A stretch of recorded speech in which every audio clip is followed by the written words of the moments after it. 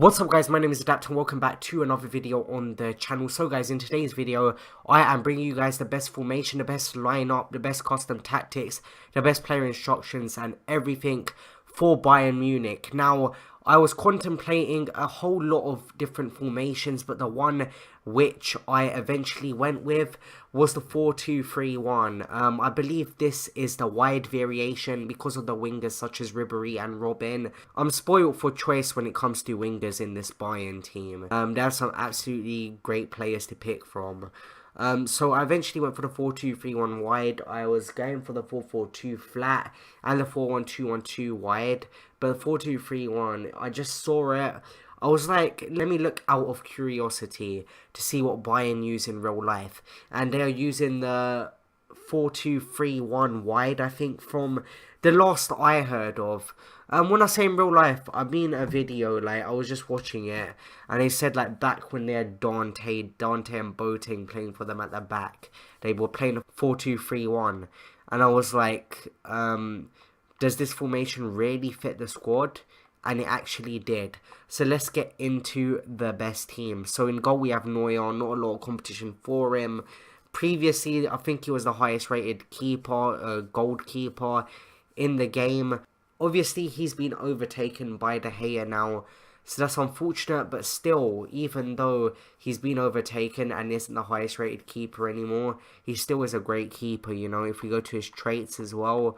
So he's got goalkeeper long throw, rushes out a goal, and comes for crosses. So goalkeeper long throw is very important, you know.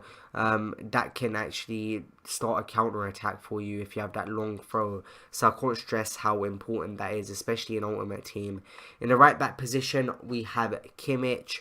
Another great player, you know, he's really made a name for himself in the game. He's really developed as a player. In the right centre-back position, we've got the combination of Boateng and Hummels. It's sad to see Boateng get downgraded, but I don't know. I don't watch a lot of Bundesliga, so 86 rated, does he deserve that? Maybe he does, maybe he doesn't. I won't know for sure because I don't watch the Bundesliga myself, therefore I can't form a valid opinion. And then next to him we have Hummels, who is 89 rated, who's still, according to FIFA, he is currently at the top of his game in real life. His sprint speed is 68, his acceleration is 62, so it isn't the worst. It's better than it has been in previous FIFAs. So I remember when this guy was at Borussia Dortmund and he was like so much lower rated. I think he was an 85 rated centre back, something like that. Not that that's bad, but he's made so much improvement. In the left back position, we have Alaba, probably one of the best left backs in the game, you know. Insane pace, insane all round stats. He can play midfield, he can play a lot of positions, and he's also got a long shot taker. 4-star weak foot as well is great as well. His skill moves 3-star, that's okay for a left back. You know, what skill moves do you really need for a left back? Marcelo has 5-star in comparison, but Marcelo is just, his card this year, insane, his left back card.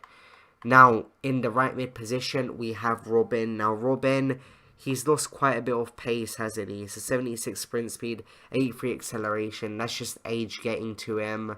And generally, EA have just decreased a lot of people's pace. I think they've done that to really differentiate between the really quick players and the average pace players, you know. Which I understand why they might have done that, but Robin he's just losing pace every year, and eventually nobody's just going to use him in right mid anymore. People are just going to be using Coman or Gnabry now that he's at Bayern as well. In the DM position, we have Tolisso and we have Goretzka. Now, Goretzka is a small guy who's going to cut passing lanes. He's going to cover a lot of ground. Tolisso is the unit who's going to sweep up, who's going to keep everything tidy and make sure that nothing gets through to that defense. I could play Javi Martinez, but his pace just puts me off. It really does. 48 balance, 49 acceleration, and 53 sprint speed.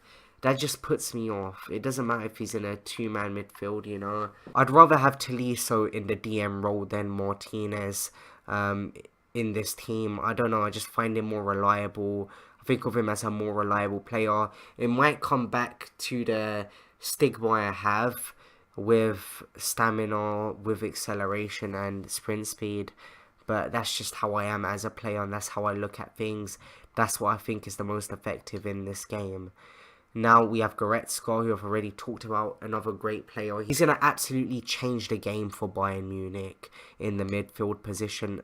An absolutely great midfielder, you know, and I'm going to play him as a DM, and I'm going to give him a bit more freedom, let him push up as well, sometimes let him play balls to Rodriguez and make something happen. In the left mid role, we've got Ribéry, another player who is eventually losing his speed, which is very sad, you know. Robin and Ribéry, they both have dealt with huge decrease in pace in the last few FIFAs, so that's unfortunate for them.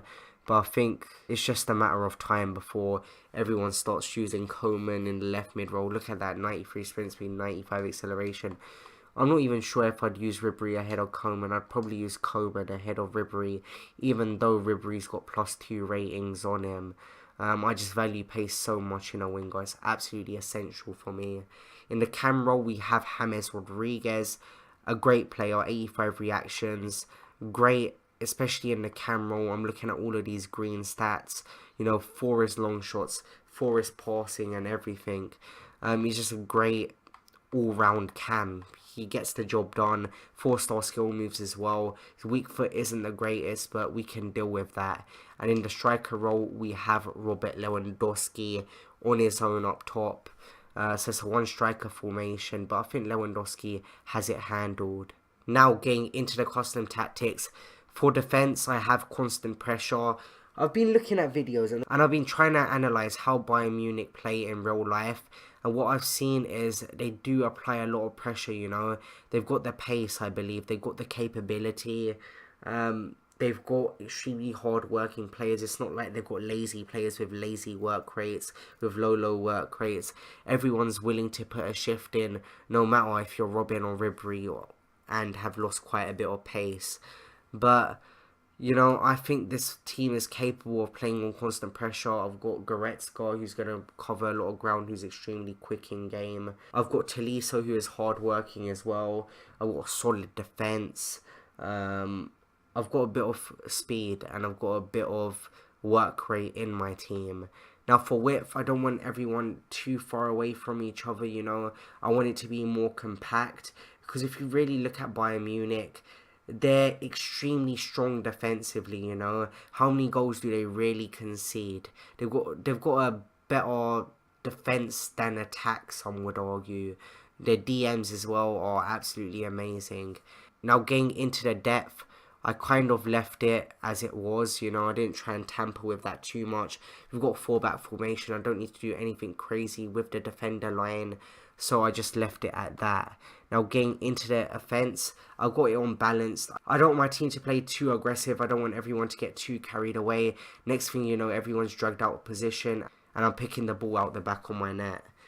So offensive style, left it on balanced. I want organisation in this squad. Now for width, I've kind of left it, you know, I turned it up a bit to make players stand further away from each other in the attacking plays, because I do have wingers. And for player in the box, I do know that Bayern Munich have a lot of tall players in their squad. Hummels, Boateng, just to name a few. Very physical players who are going to go and try their hardest to win 50-50s. I've got players who like to get in behind, you know. Lewandowski is a huge target man, so I want loads of players in the box.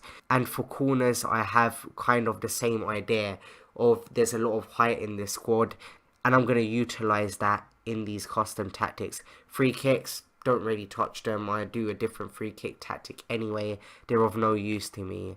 Now getting into the instructions, for my fullbacks, I have them both on stay back or attacking. On my right DM, I have man mark and stay back or attacking. On Goretzka, I have him on cut passing lanes and stay back or attacking, because he's going to be covering more ground. I want him to really close players down and press. I want Tolisso to kind of hold his position and sweep up in the middle, make sure things don't get too messy and nobody gets to my defense. Now for my wingers, I have them on comeback, on defense, cut inside and get in behind. I think Robin and Ribéry are still capable of doing that. and it's just what I expect from my wingers. If they're not going to perform that role to the standard I desire, then they're going to get subbed off. I'm going to bring on Coman. I've got so many other options in this squad. Now in the cam position, Rodriguez is on stay forward, and I've pretty much done nothing else with that. And then for Lewandowski, I have him on getting behind, and I have him on stay forward. I should really have him on target man or something, but I don't know. I've always just got a habit of putting people on getting behind. But if you're more confident in your crossing and think you'll be more effective playing that kind of style, then you can have him on target man. So if you guys enjoyed this video, make sure you smash the like button, subscribe to the channel. I'll see you guys in the next video. See you guys later. Peace.